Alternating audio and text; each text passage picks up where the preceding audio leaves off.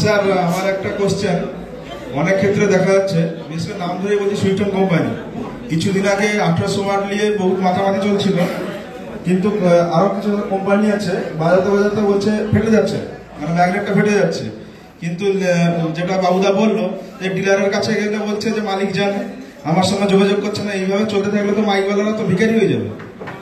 এইটার একটা সলিউশন বলুন, কিংবা আপনাদের কোম্পানি নিলে মানে সাউন্ড ওনার যারা আছে তাদের কি লাভ হবে, এটা যাতে না না হয় সেটা কিভাবে হবে আপনি একটু বলুন।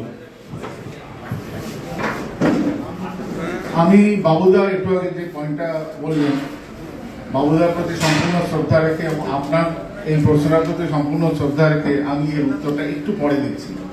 তার আগে আমার একটা দুঃখের কথা আপনাদের সামনে বলি, যেটা আমার কষ্টের কথা।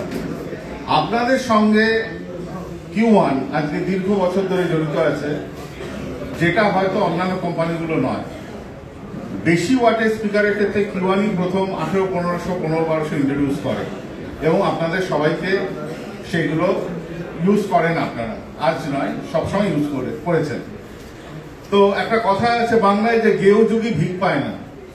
তো সেই আমিও, আপনারা এত এত টাকা দিয়ে মাল কেনেন কিন্তু কখনো নিশ্চয়ই দেখেননি যে Q1 অহেতুকভাবে কোনো প্রোডাক্টের দাম বাড়িয়েছে, কখনোই করেনি। আপনাদের নিশ্চয়ই এই এক্সপিরিয়েন্স হয়েছে গত 2-3 বছরে যে মাল যদি ভালো চলতে থাকে তাহলে তার রেটও বাড়তে থাকে।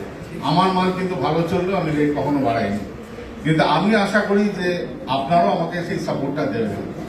এবার আমি আসি বাবুদার কথায়, যেটা আপনি জিজ্ঞাসা করলেন বা বাবুদা জিজ্ঞাসা করলেন। আমি একই কথা আবারও বলবো যে শরীর থাকলে শরীর খারাপ হবে এবং আমরা তার জন্য ওষুধ খাবো, কিন্তু এমন নয় যে ডাক্তারের কাছে গিয়ে বলবো এটা আপনাকে দেখবো না আমি, আপনি আপনাকে দেখার কোনো প্রয়োজন নেই। সেটা হচ্ছে অদায়িত্বের কথা। দায়িত্ব তো নিতেই হবে।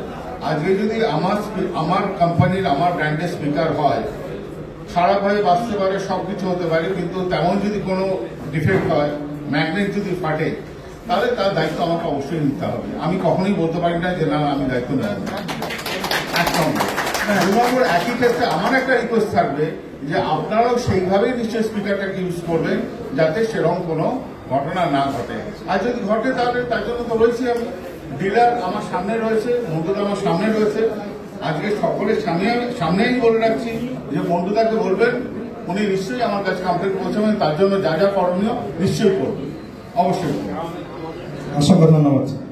ধন্যবাদ।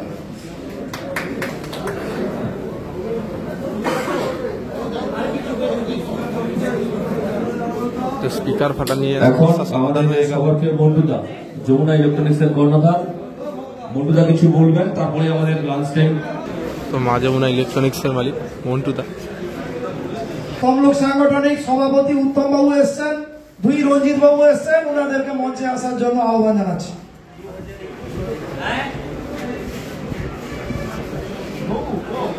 কিছু বলছেন? হ্যালো, তো আজকের যে মূল বিষয় নিয়ে আজকে এখানে Q1 স্পিকারের সেমিনার মঞ্চ।